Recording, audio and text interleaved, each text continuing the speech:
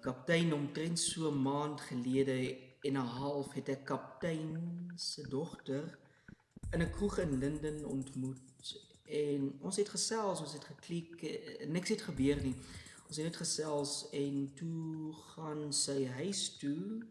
en toe begin ons van mekaar hou. Maar ek het ook vir haar gesê dat ek in 'n band is,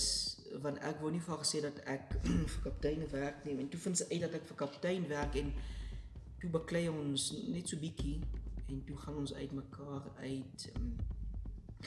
Wat ek by oom kaptein wil hoor is hoe kaptein sal voel as ek in die toekoms weer vir Linda nader met die beste intensies en bedoelinge om met haar